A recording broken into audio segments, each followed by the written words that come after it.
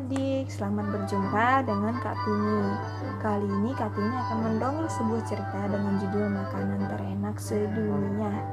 Seperti apa ceritanya? Ini dia. Pada zaman dahulu kala, hiduplah seorang raja bernama Raja Jo yang memimpin kerajaan Toruria. Raja Jo terkenal sebagai raja yang zalim. Hidupnya hanya berfoya-foya, seluruh keinginannya harus dipenuhi. Jika tidak, dia akan hukum siapapun yang menghalanginya. Pada suatu ketika, Raja Jo bosan dengan makanan yang disajikan oleh pelayan istana. Dia memerintahkan kepala koki istana untuk membuat menu masakan baru untuknya. Raja Jo ingin makan enak. Kepala koki istana pun menyiapkan masakan spesial yang dibuat dari bahan masakan terbaik. Hidangan mewah dan menggoda disajikan kepada raja. Saatnya sang raja mencicipi. Biasa saja. Rasanya membosankan. Ini tidak enak.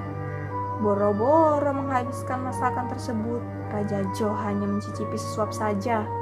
Dan setiap masakan tidak ada satupun masakan yang membuat puas. Raja Jo kesel. Kepala koki itu harus diberhenti dari pekerjaannya sekarang.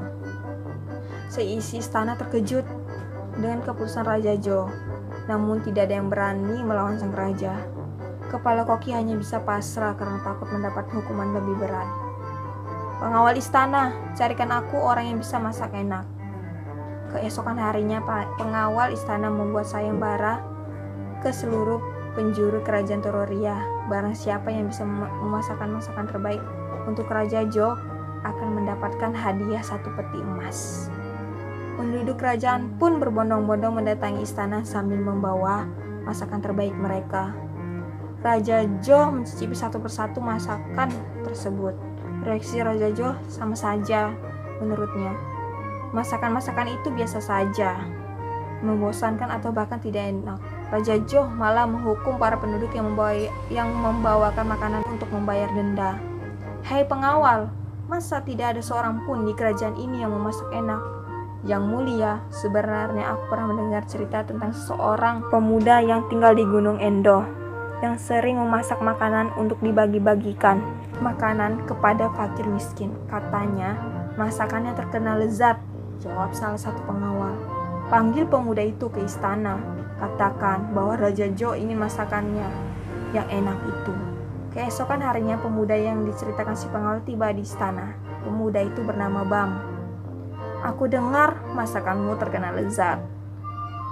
Bam menyajikan masakan terbaiknya kepada Raja Jo. Semangkuk nasi hangat yang disajikan dengan telur mata sapi dan potongan ayam goreng. Tidak lupa irisan daun bawang dan cabai rawit. Yang mulia, silakan cicipi makanan ini. Belum juga mencicipi, Raja Jo sudah jijik melihat masakan sederhana ini. Apa-apaan ini? Bisa-bisanya kalian menyajikan masakan murahan ini kepada seorang raja. Silakan dicoba dulu yang mulia. Dengan ragu-ragu Raja Jo mencicipi masakan tersebut. Masakan Bang. Masakan yang terburuk yang pernah kumakan. Kau harus membayar denda berkali-kali lipat daripada penduduk lain. Tunggu dulu yang mulia. Aku pernah mendengar sebuah cerita tentang masakan terenak sedunia. Makanan itu berada di puncak gunung tertinggi tempatku tinggal. Makanan yang terenak sedunia? Tanya Raja Jo. Iya yang mulia. Konon katanya puncak tertinggi gunung Endo sangatlah tinggi hingga menyentuh langit. Dewa langit suka turun dan mengadakan pesta. Makanan yang disajikan di pesta itu adalah makanan dewa yang kelezatan tak tertandingi. Siapa saja yang ingin menemukan dan mencicipi makanan itu harus berjalan kaki menuju puncak. Dalam perjalanannya dia tidak boleh makan sebelum menemukan makanan itu. Dia cuma boleh minum. Kau kira aku akan percaya begitu saja dengan omonganmu? Aku bersungguh-sungguh yang mulia. Menurutku, hanya makanan dewa yang mampu memuaskan selera seorang raja terhormat seperti Raja Jo. Jika aku berbohong, hukumlah aku.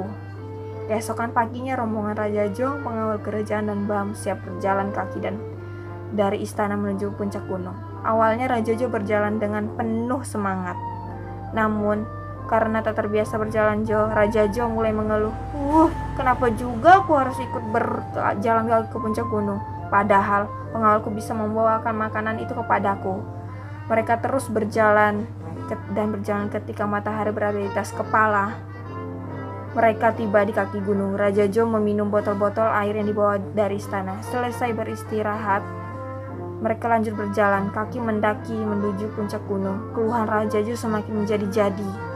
Jika aku bertemu Dewa Langit, aku akan memarahinya karena telah membuat seorang raja berjalan kepanas-panasan dan mendaki gunung ini. Medan perjalanan semakin berat. Raja Jo begitu kelelahan. Sekali-kali dia meminum botol air. Tubuhnya bermandi keringat. Hei Bam, berapa lama lagi kita sampai ke puncak? Seharusnya kita akan sampai sebelum malam tiba yang mulia. Kita harus terus berjalan supaya cepat sampai. Mendengar bujukan Bam, Raja Jo bertatih-tatih melangkah kakinya. Hari mulai sore, matahari pun mulai terbenam. Tak terhitung sudah berapa botol air yang dihabiskan Raja Jo. Dia akhirnya kehilangan sebaran. Aku lapar sekali, aku sudah capek berjalan ke sana kemari. Sedikit lagi yang mulia, teruslah berjalan. Aku sudah tidak peduli lagi dengan makanan dewa itu. Aku lapar, aku lapar, aku lapar. Cepat bawakan aku makanan, cepat. Perut Raja Jo berbunyi keroncongan. Bam lari tergesa-gesa. Tak lama kemudian Bam datang membawakan makanan. Ini yang mulia, makanlah. Tanpa pikir panjang, Raja Jo langsung melahap makanan pemberian Bam. Dia kelihatan begitu menikmati makanan tersebut. Ini enak sekali. Nyam nyam nyam. Ketika Raja Jo sampai pada suapan terakhir, dia menyadari sesuatu. Tunggu sebentar, bukankah ini makanan yang kau sajikan saat berada di istana? Benar sekali yang mulia.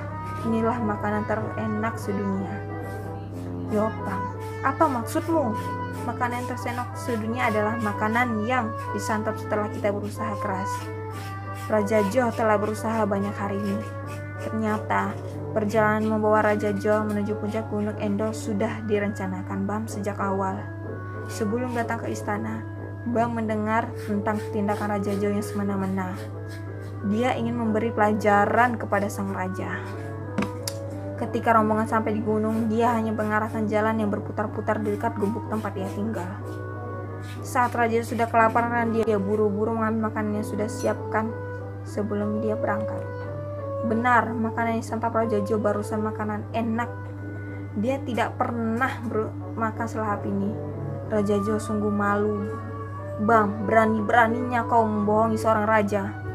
Kau harus angkat kaki dari kerajaan Toruria. Sekarang juga, jangan pernah kembali. Tetapi yang mulia, bukankah kau sangat menikmati makanan ini? Aku tidak peduli. Pengawal, bawa dia pergi dari kerajaan ini. Beberapa pengawal menuntun Bam meninggalkan Toruria. Raja Jo dan rombongan kembali ke istana. Keesokan harinya, Raja Jo yang masih terlihat letih dan kelelahan murung mengingat kejadian memalukan di gunung. Apa yang ingin yang mulia makan? Pelayan istana bertanya. Apa saja? Pelayan istana menyajikan menu masakan spesial yang pernah dibuat kepala koki istana. Masakan-masakan ini benar-benar mewah. Jauh berbeda dengan masakan Bam yang sederhana. Aku tidak menyangka rasanya ternyata selezat ini. Tiba-tiba Raja Jo menangis saat sedang makan. Pelayan istana kebingungan. Pengawal istana, pergi dan carilah Bam, bawa dia kembali ke istana. Setelah berhari-hari mencari Bam, akhirnya pengawal istana berakhir menemukan si Bam. Bam, maafkan aku. Aku benar-benar menyesali perbuatanku. Sejak kejadian di gunung itu, sekarang aku bisa menikmati makanan yang disajikan padaku. Terima kasih telah menyadarkanku. Maukah kau menjadi penasihat kerajaan dan membantuku menjadi raja yang baik? Bam tersenyum dan bukan badan yang tertanda setuju. Sejak saat itu, Raja Jo mulai memperbaiki sikapnya. Dia belajar untuk menghargai dan mensyukuri apa yang dia punya. Dengan bantuan Bam, perlahan demi perlahan Raja Jo berubah menjadi raja yang bijak dan dihormati penduduk Toruria. Sekian dari Dongeng Kartini.